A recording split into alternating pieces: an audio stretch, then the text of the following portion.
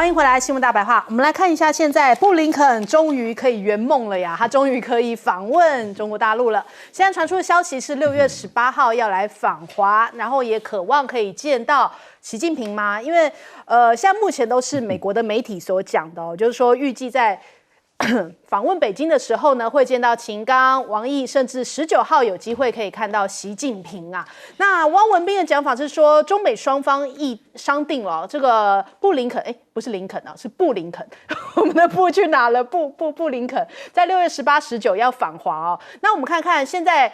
近5年来，这也算是美国访问最高层级的官员哦。那这是庞佩奥2018年10月访华以来呢，事隔5年再次有美国的国务卿访华。所以我们看看这个布林肯，其实在这个访华前也是跟这个秦刚有通话哦，就双边的关系有一些相关的讨论，但是主要是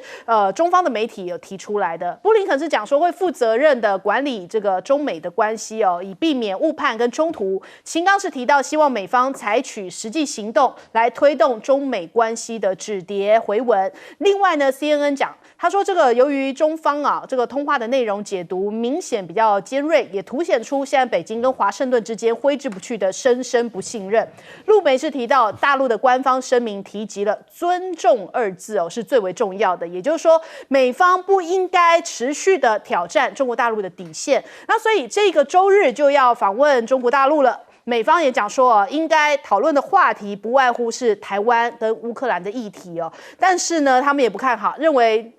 这趟行程恐怕也没有办法取得太大的突破。怎么说呢？康达他的解读他说此行是为了两国相处方式上取得某种不是为了这个取得突破，而是要达成有一些成果，一连串的成果清单。所以美方会带着现实跟自信的态度，真诚的渴望前往北京，尽可能负责任的管理我们的竞争哦。感觉上面好像在打预防针啊，就讲说我们也不期待有太大的进展哦。现在可能就是先告诉大家说不要期望的太高。那我们看看这个布林肯其实也算是锲而不舍了，在目前等于说有3支箭梗在喉啊，因为呢上一回光是一个气球，美方就已经底气很足了，就说我就不去访问这个中国大陆啦。但是这一次摆在面前呢，包含了这个歼16跟 RC135的事件，还有相会的时候，李尚福就跟这个奥斯汀就对眼个10秒钟，交谈6秒钟，还有这个苏州号跟这个中云号这样子的一个差一点擦撞到的一个状况这样这么多的事情，可比这个气球严重的多吧？可是布林肯还是照样要去哦。但是我们看这一阵子他的努力大概有我们算一算，大概有6次都不断的在讲说要去访华。从一开始原本是原定2月5号的访华嘛，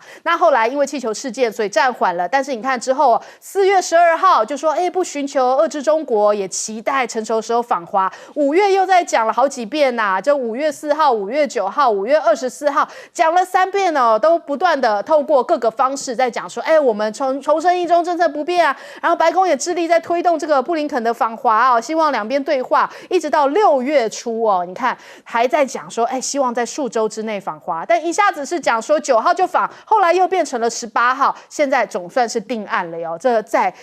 这个等于说生换啦，希望能够换得到访华的这个回应，终于是等到了。那再来我们来看看习近平到底会不会见布林肯呢？现在美方的媒体有些讲说有机会，有些在讲说其实中方的官员还在研究当中你看纽时提到了，他说中国的官员仍在考虑是否安排他与习近平的会谈。而米勒是讲说这个里面布林肯会见到数名的中方的高官，但是没有提及会是哪些人。但同一时间人家看到今天这个比尔盖茨他在 Twitter 上面，应该是说14号啦，就是美国时间14号发了 Twitter 的文章，他讲说他抵达了北京也是他2019年以来的首次这个访问。所以知情人士透露说16号的时候可能他会跟习近平碰面，然后今天15号是习近平的生日那可能就刚好隔天就会见到这个比尔盖茨了吗？如果真的习近平最后就这样见到了比尔盖茨，但是没有跟布林肯碰面，这也是释放蛮多的讯息我们先来看这个比尔盖茨其实比起了库克、马斯克他这次的规格更高，因为他们上回库克他是见到了李强，那比尔盖茨呢是见到丁薛祥。这一回如果马斯克是见到丁薛祥，这一回比尔盖茨如果跟习近平见上面的话，那可能是代表说，中方未来也许就是定调。定调什么呢？我可以跟你们民间的交流，但是官方的交流，比方说，如果是布林肯来，习近平不见的话，可能中方就会未来定调，官方我不见，但是民间交流可以继续。因为你看，之前比尔盖茨也曾经讲过他对于这个中美目前的关系是很失望，这失望感是来自于美国。你美国一直想要遏制中国，他说你美国是永远无法阻止中国拥有晶片的，所以可能这样子的论调也会让中方更愿意跟比尔盖茨见上一面。首先，我们来问一下季老师。对，其实布林肯他这个去中国大陆访问啊，大概就是如果说没有上一次的气球事件波折，他应该上一次就去了。因为为什么会让布林肯去呢？因为就是去年的11月14号啊，在这个巴厘岛的集团体的峰会里面啊，有这个习拜会谈了3个钟头。那事实上，后来双方发表的这个文件，跟后来王毅啊他主持的这个说明会里面啊，都有提到，就是说这次他们双方领袖的这个会谈，那很多具体的共识跟成果那么要继续来怎么样，要把它推进。然后特别有提到说布林肯会在适当时钟到北京访问，来继续推进双方会谈所达成的共识。那所以当时就已经双方都提到这一点，布林肯要去北京。不过就是说，当然就是说会谈以后，中国大陆就感觉就是说，美国对大陆的这种各方面的晋级攻击不减反增，继续往前走。那我前2天把那个就是美方在去年11月14号。习拜会后他们的说辞拿出来调了一下，其实美方那时候有一些话他就讲得蛮清楚。那时候拜登他就说，我们是要跟中国进行激烈的竞争，希望不会演变成什么这个冲突，它是激烈斗争，可是这个激烈的竞争呢，他不把它定为一个冲突。所以呢，另外他就说，既然会有这么重大激烈的竞争呢，那我们要管控，双方要管控冲突，避免这些竞争激化成冲突。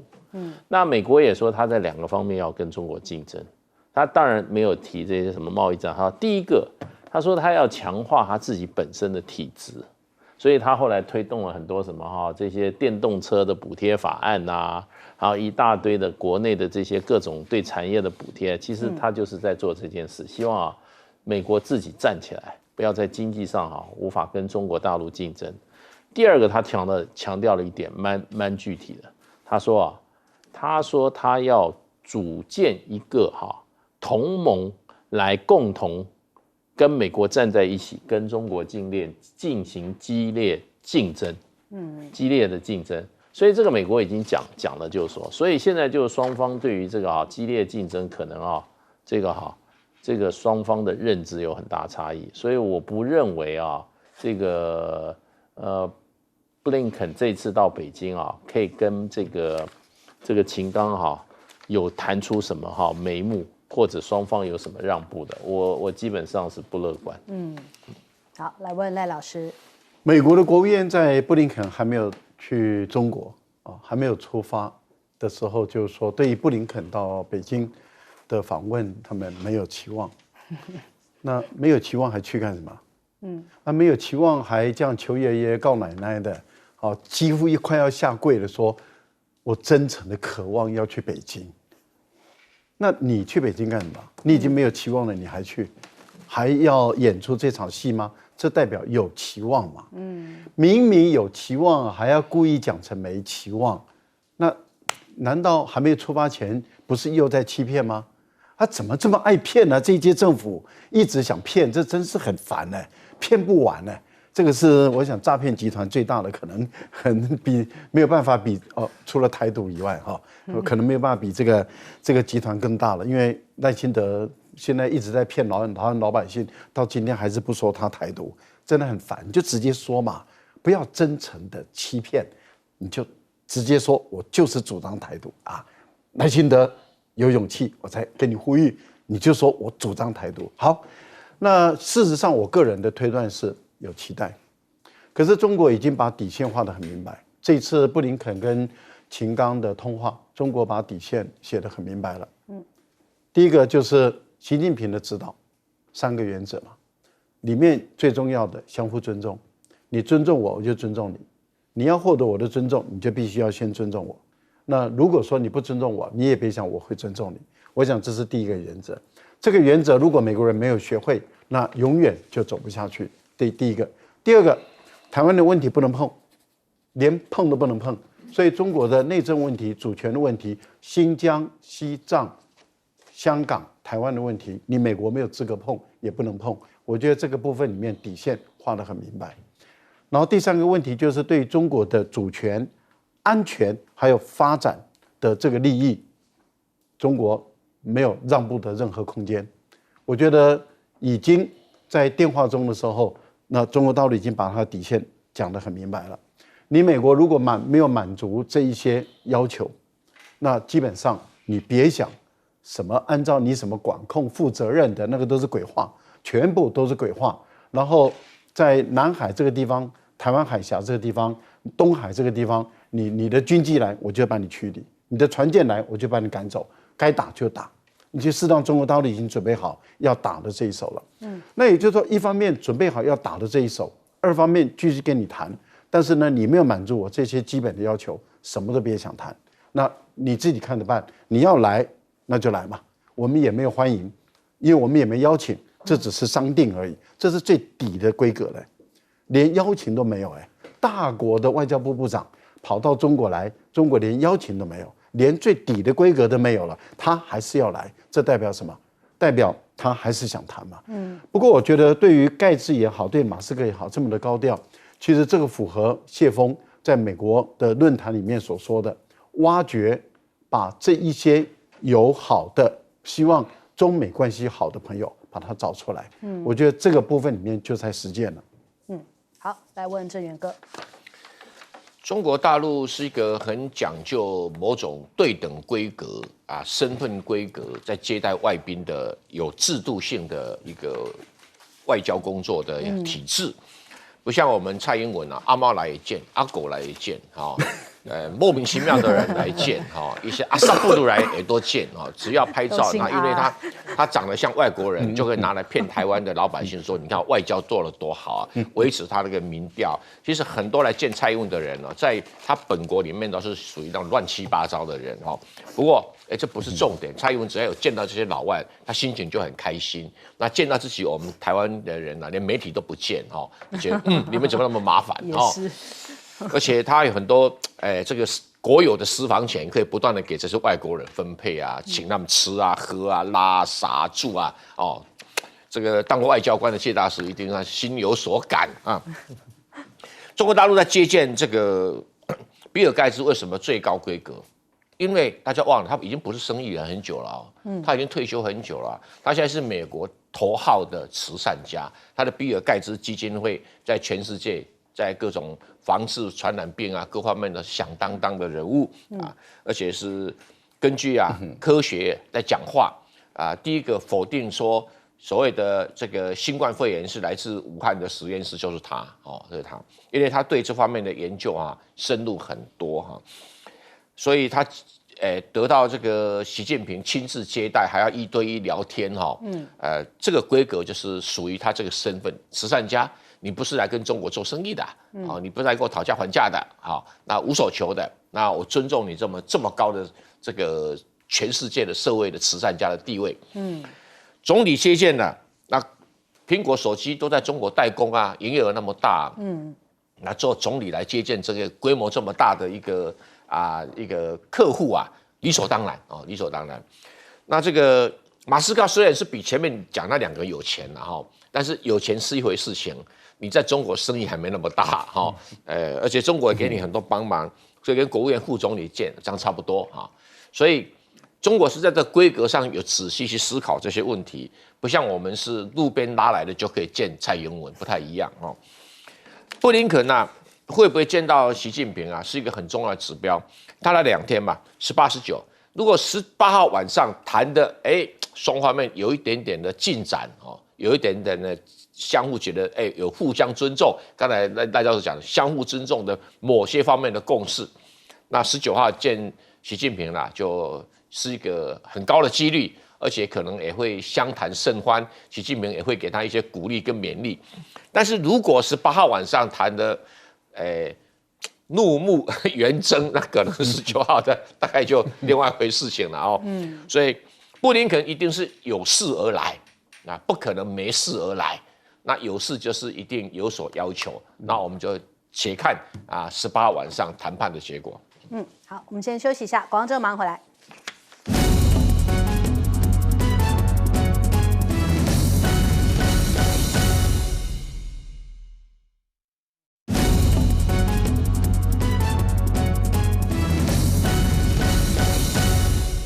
欢迎回来，新闻大白话。我们来看看现在这个对于美国来说，当然会有一种警报在响起，因为你看到整个中东也好，整个世界也好，怎么感觉好像跟美国过去好像这个一个国家可以掌握全球的这种态势已经变了。那我们来看，像包含中东这个地方巴勒斯坦的总统不是最近到这个北京来访问嘛？习近平又提出3点的主张，说要来解决这个巴勒斯坦的问题，提出建立这个1967年边界为基础以东这个耶路撒冷为首都享有完全主权的这个独立的巴勒斯坦国，愿以这个以巴和谈发挥积极的作用。所以现在看起来，中国一直在这个中东的地方要扮演一个积极和解的一个角色，也要来协助这个巴以和谈。那我们看看这个巴勒斯坦的访问美国的媒体在讲什么呢？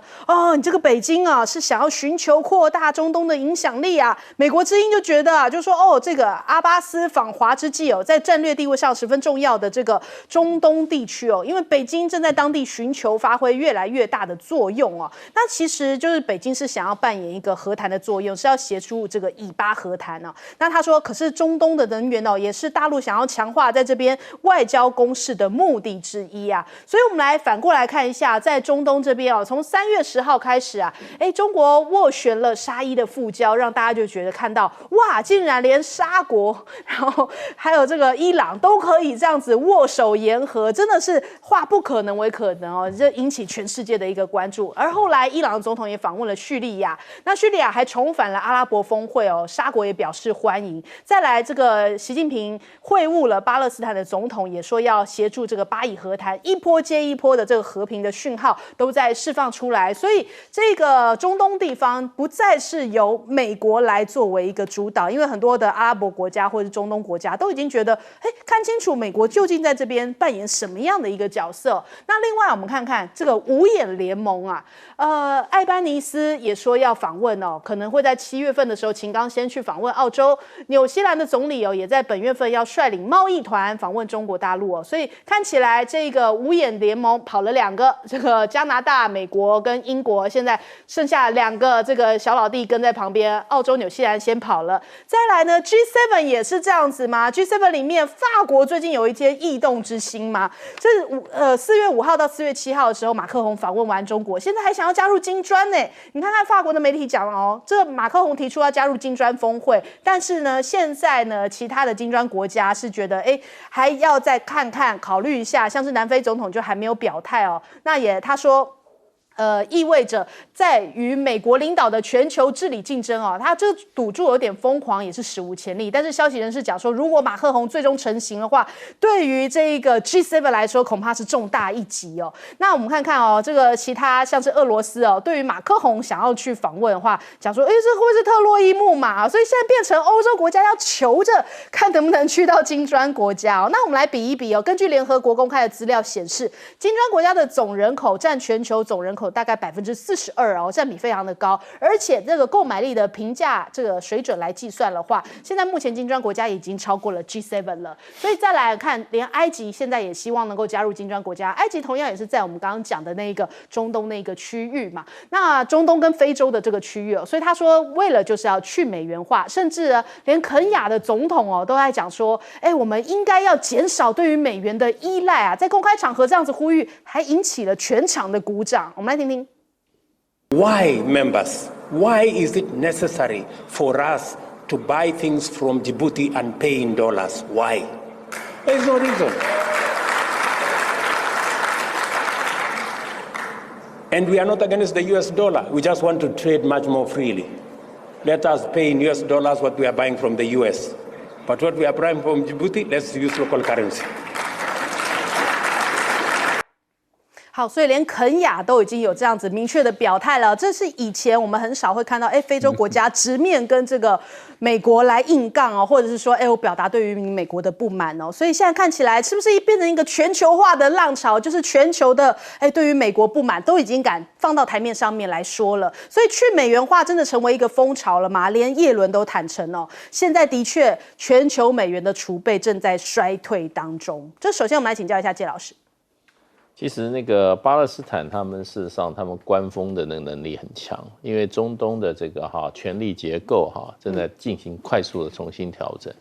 那中国大陆展现了极高的这个所谓的纵横捭阖劝和促谈的这个成效，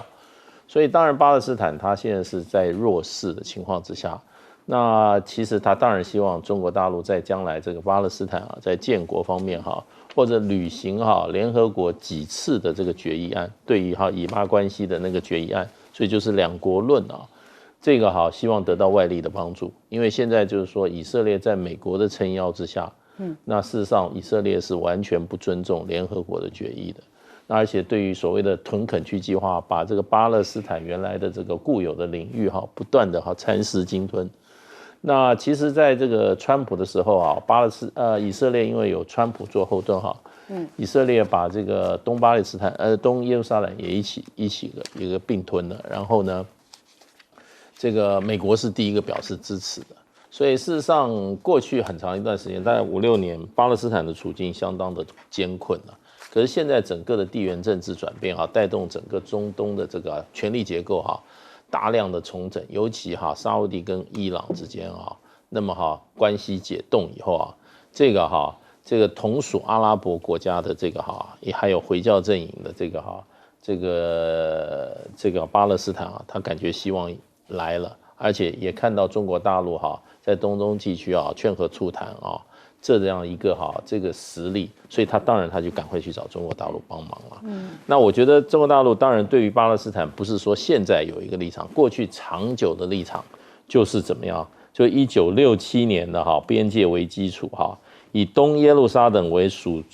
首都，完全独立这个主权的独立的巴勒斯坦国，也就是这个是完全是联合国的决议案。也就是对于解决以巴问题，其实联合国老早有决议案了，也就是两国论。那现在是不能够落实主要是美国在后面作梗。所以我觉得就是说，中国大陆事实上的话一直有一贯的主张。那现在这个影响力彰显以后，很多国家主动上门求助，那巴勒斯坦就是一个。那当然就对习近平来讲不是件难事啦，因为中国对巴勒斯坦问题这个立场不是今天才有的，过去几十年都是这个立场。不过现在主要如果说整个阿拉伯世界加上回教世界如果团结起来的话，那么在巴勒斯坦问题上再坚持立场的话，一定会造成美国跟这些巴勒斯坦跟这些回教国家还有阿拉伯国家的冲突。所以呢，我觉得就是说美国可能会因为巴勒斯坦问题会进一步弱化自己在中东地区的影响力好，来问郑源哥。其实美国要做全世界的和平管理者，有那资源，有那个历史，有那个地位，他偏偏不做，到处惹事。就以色列跟巴勒斯坦来讲，他做和事佬，阿拉伯国家也不会有意见啊。可是偏偏美国的政客不愿意做和事佬，整天给自己找麻烦。就以1967年来讲，1967年就是6日战争发生的时间点。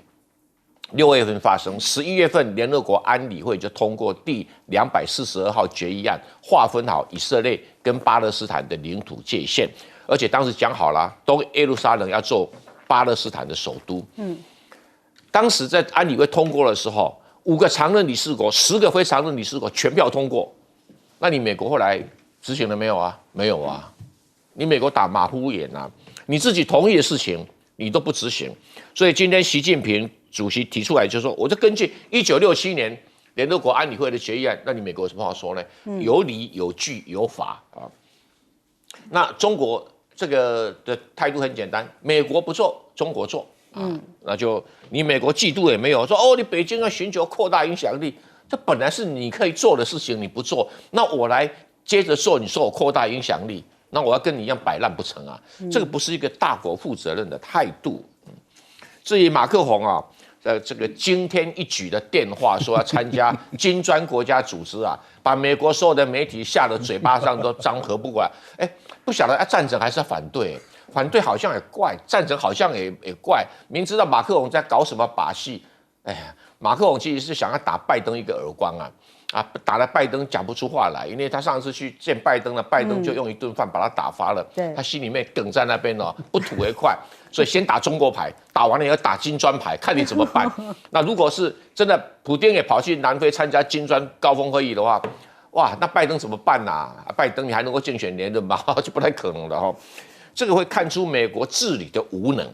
要治理这个全世界，要领导这个全世界，靠拳头是没有用的。因为你的拳头再大，很多人可以不理你。法国不理你，你拿了没办法。这个肯亚的总统当然很幽默啦，说我要去买东西，为什么一定要美元？会用美元不可啊？这个问题就很大了。现在他们当然期待的有其他的货币可以取代美元的功能了。那耶伦讲的说，现在美元的储备已经掉到全世界银行的60%以下，50%几。其实这个额度刚好符合欧洲国家加英国加美国加日本加韩国加拿大澳大利亚这几个美国的小朋友们总共的占全世界 GDP 的比例也差不多55%。那所以以后的其他人都会慢慢离开美元了，这也未必不是一个坏现象了。我觉得还是个好现象。好，赖老师。我觉得中国大陆能够成功的把这个世仇而且敌对的如此严重的伊朗跟沙特阿拉伯，然后让他们和解，握手言欢，互设大使馆然后互派大使，这个真的是一个中东地区的大事，而且它也有效的削弱了美国在中东地区的影响力，因为沙特在安全上就不需要再依赖美国了。那安全上不需要依赖美国，石油也基本上美国是它的竞争对手，这样的情况，中沙之间的关系就往上拉起来了。现在用这么高规格21响礼炮然后在北京接待这个巴勒斯坦的总统，这个对于整个穆斯林世界，我相信全世界的穆斯林都在关注这件事，也都在看这个新闻。不管是中东地区、亚洲的印尼，或者是马来西亚，那你想想看，不管是这个沙特阿拉伯、阿拉伯世界的，还有就是波斯湾的那个波斯人，伊朗也是穆斯林，他们也都在关注这件事，而一定会感受到，就是说，中国大陆给巴勒斯坦这样的温暖，因为没有忘记巴勒斯坦人，也没有忘记巴勒斯坦现在的艰难的处境。所以当习近平以这么高规格去接待他，而且说我们愿意帮助你处理你跟以色列之间的问题，而且呢，对于巴勒斯坦内部他们跟哈马斯之间的关系，他也愿意介入调停，因为这牵涉到伊朗之间的问题了。对。因为伊朗跟沙特支持的不同的一个派系，那等于是中国也要开始斡旋，让巴勒斯坦内部的矛盾要把它再往下降。这样的情况下，就创造了一个更好的环境，能够跟以色列来谈判、来对谈、来化解那个巴以之间的矛盾跟冲突。接着又谈到一个对巴勒斯坦人来说最重要，就是说我们国际社会大家应该要携手来帮巴勒斯坦他们的经济生活获得改善。这个对于巴勒斯坦人来讲的话，或是对整个穆斯林世界，他们一定会看得到，而且感受得到。而当中国的援助开始出去了，帮巴勒斯坦开始建设一些基础设施的时候，我觉得这影响力当然会扩大。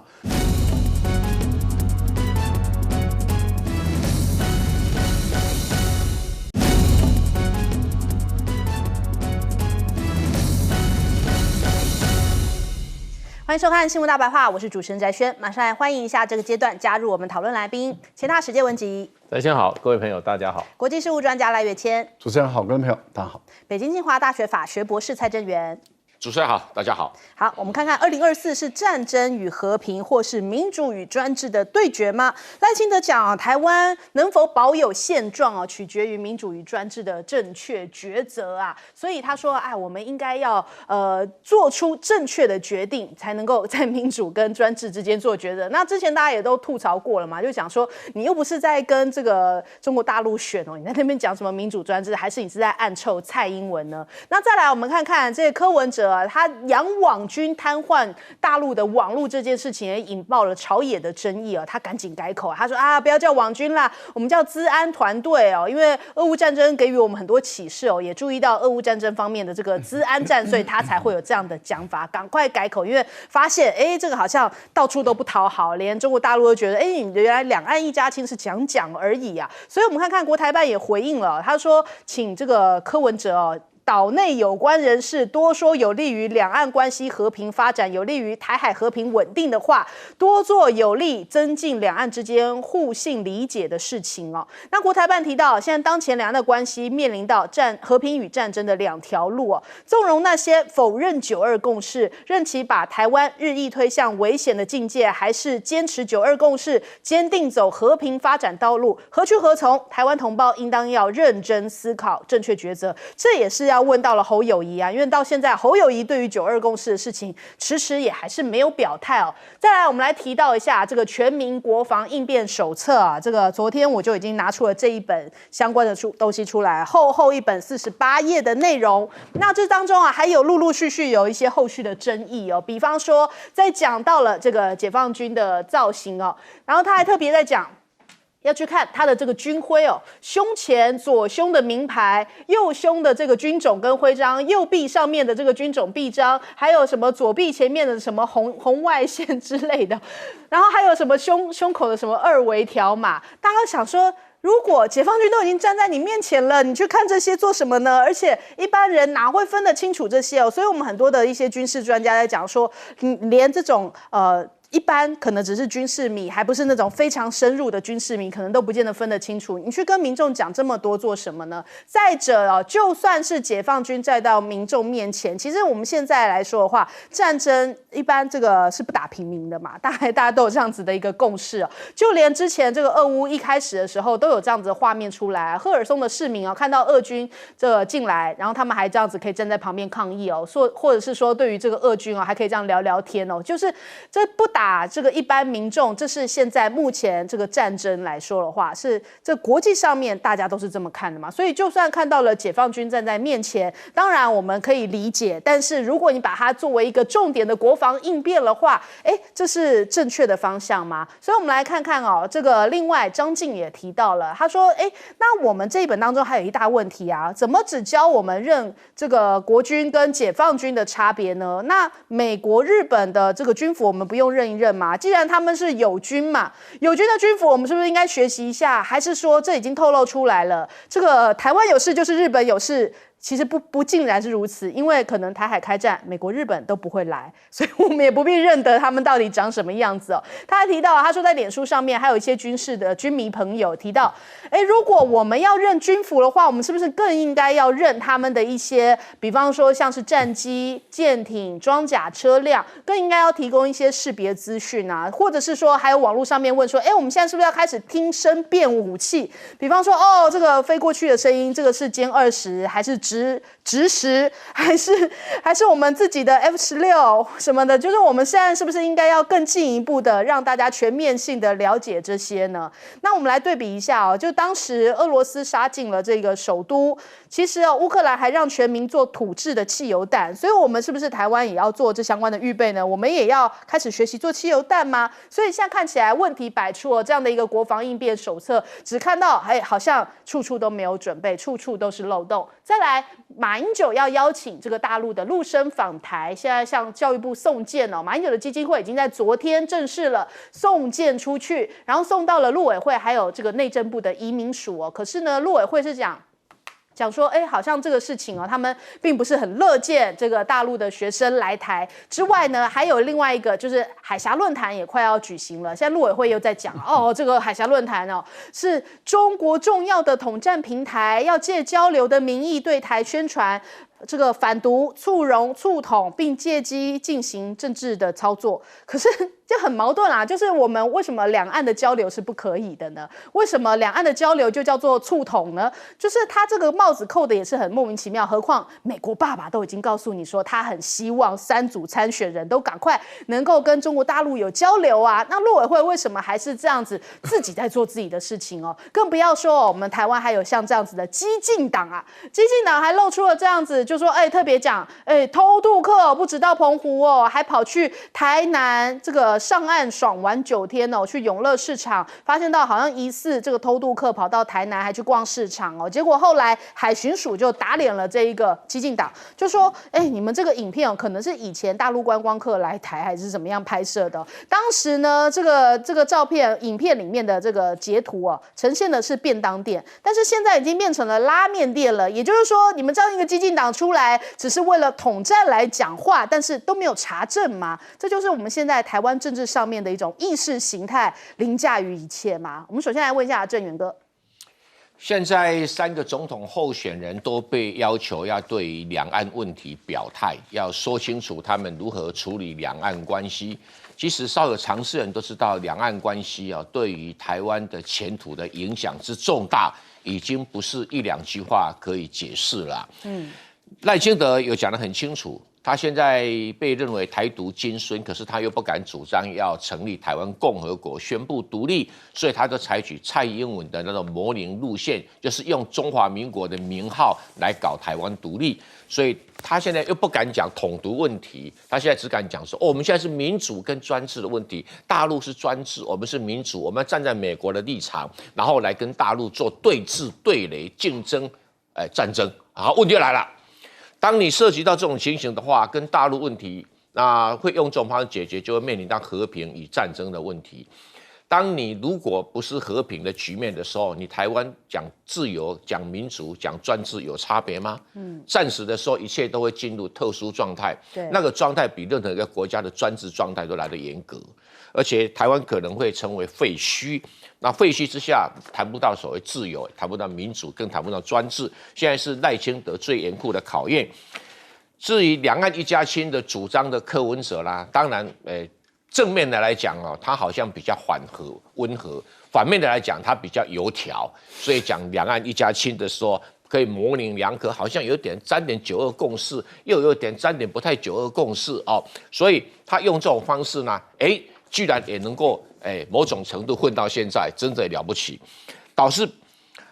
侯友宜面对的压力特别的大，因为国民党的党章里面明白写着9·2共识，可是现在9·2共识经过6、7年民进党的丑化，9·2共识已经变成一个好像负面的名词，所以侯友宜就不敢讲9·2共识。可是7绕、8绕、东绕也不敢讲，那不敢讲就会经常出现一个人家问他 A 他答 B， 人家问他 B 他答 C，那就觉得说他没有内涵，那就会出很多问题，民調就一直往下掉哈。所以我讲侯友宜这边一定要有警觉啦。至于柯文哲讲的那个网军啊，他的嘴巴真的很厉害啊，他讲的网军说我们要网军作战，要瘫痪大陆的。这个 ATM 台湾大陆的高铁，有这个本事当然是很好啦。可是台湾有没有这个本事，值得一个很大的问号。那他觉得网军好像讲错了，一个民进党网军同一个名词，马上改成治安团队，好，那应该改成资发部好了，好不好？把唐凤那个位置换一换就可以做。国防部实在很搞笑啊，弄了一个所谓的国防手册，然后用的解放军的识别图，不能说错啦，但是至少这个识别图。很多人没办法分辨，而且用的是2007年解放军的制服。现在解放军在2021年已经都换新的制服了，所以可能我们的国军非常体贴的解放军，他们可能担心解放军的新衣服会弄脏，那登陆台湾不敢用，穿旧的衣服先把它消耗掉。所以想这么多，讲很多，所以可能他们来的时候还会穿2007年的服装，因为2007年服装不可能丢掉嘛，对不对？所以登陆的时候可以用，所以我们国军特别体贴。真好笑哈！那用乌克兰的历史也没有错啦，哈，真的在登陆作战的时候，解放军不会对平民有所杀伤，因为两边都不是一个民族的仇恨，基本上是政权的争夺战，或者是某种程度台湾要不要配合美国去对抗中国这样的一个问题，跟老百姓其实没有关，老百姓只要负责督战就好啦。那既然是督战的话，就学赫尔松的市民嘛，你也可以跟登陆解放军聊聊天，你也可以对他抗议，都可以，但是。不要用什么土制炸弹啊东西，那会造成更严重的死伤。我觉得这倒是不必要，因为乌克兰用个老半天也没有发挥这个效果啊。没有发挥效果的时候，尽量节省成本，不要用这个方向去处理。好，来问季老师。这个其实啊，这个赖清德啊，他是避重就轻，转移注意力。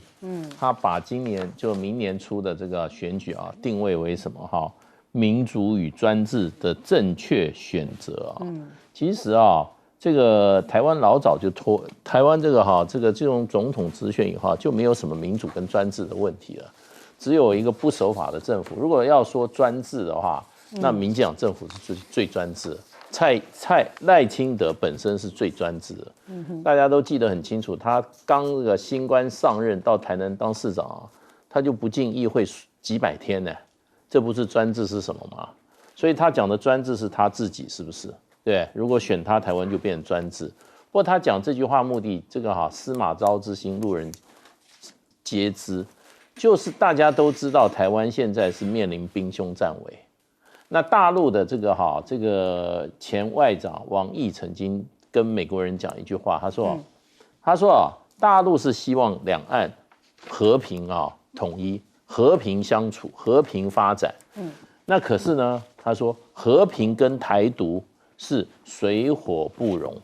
所以大陆只要碰到台独的话，那就是他就是会用非和平的手段来解决这个问题。那正好现在台湾的政治人物，你找得出来有另外一个，他的外号叫台独金孙吗？只有他一个啊！民进党滚滚猪公猪婆，对不对？里面只有他有这个冠上这个，那他就不是水火不容吗？他上来就是搞成战争与和平嘛。对，所以明年初的战争基本上是战争与和平之战。你选择台独金孙，你就是选择战争；你要选择其他候选人，就可以保持和平。所以赖清德非常知道，他对台湾现在跟未来的个危险性有多强。所以我以前说过，那个战争就刻在这个赖清德的前额上面啊。对啊，大家看到他就说完了，他来当总统的话，那两岸不打起来才怪啊。那事实上也这样。那他为什么要故意移转注意？因为现在社会上坊间很多人都在非常怕，因为有史以来民进党推出来最毒的一个候选人就是他。那现在如果说这个时机，两岸的这个目前的现状你想想看，如果他当上总统的话，台湾真的这个国民全民国防应变手册要赶快印，要2000多万本，大家真的需要，真的是兵凶战危就会变成事实啊。那不过现在事实上的话，民进党事实上是不是真的在鼓吹战争，在这个对于战争做了很多必要手段是没错，他都一切在准备战争。请问一下，他有避战吗？他都在备战。对，他说备战才能够怎么样止战？谁说的？避战才能够止战。两边要有和平的接触才能止战。对，民进党什么都没做，就在搞这些东西，都在备战，既不避战也不止战。我今天看到更有意思的一个东西我要翻给大家看，就是我看到的是《自由时报》的社论连《自由时报》自己社论都看不下去，他点出了一个点，就是说我们这个国防手册里头他讲到说，我们的国军都是笑脸，都是微笑的，然后呢，他说解放军呢都是这个嘴巴上往下的。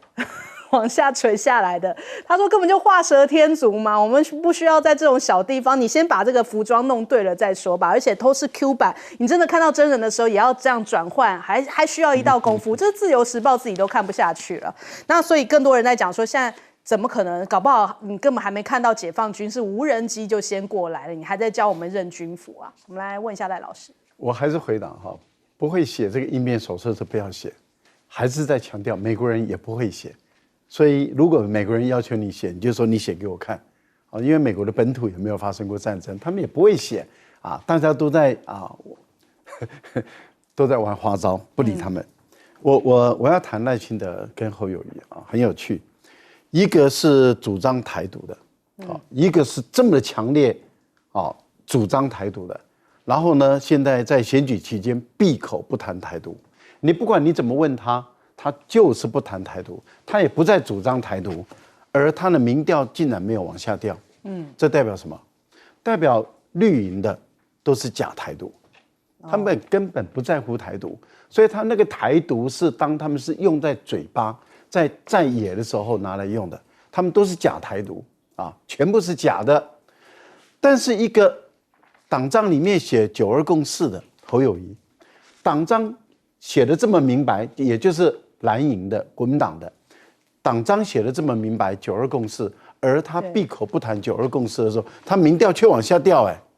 主张台独的赖清德不讲台独，不敢主张台独，民调没有往下降，这代表他的支持者都是假台独，他自己本身也是假台独。但是一个主张9·2共识的国民党的候选人不敢讲9·2共识的时候，民调往下掉，这代表国民党的蓝营的支持者绝大部分是主张9·2共识。那你这个侯友宜不赶快回来主张9·2共识，你等待何时啊？你主张9·2共识，你就可以逼的你侯友宜，你可以逼的你赖清德跟柯文哲，你要给我搞清楚，你到底9·2共识还是台独？你就两边选一个，没有别的空间。那你为什么不这样做呢？我就不太懂这个道理啊。还有陆委会很有趣啊，马英九依法向陆委会提出申请了，向教育部提出申请了。你陆委会乐不乐见，那是你家的事嘛。你乐不乐见关我们什么事啊？也那是你的事。我们的问题问在于说有没有违法？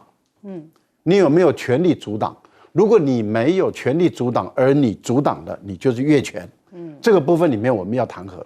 这部分里面我们要纠举，我们要纠正。也就是说，你陆委会的相关的负责人跟陆委会这个本身，你开不开心，乐不乐见？坦白说，不关我们的事，也不关你的事。我们只在乎一件事，就是有没有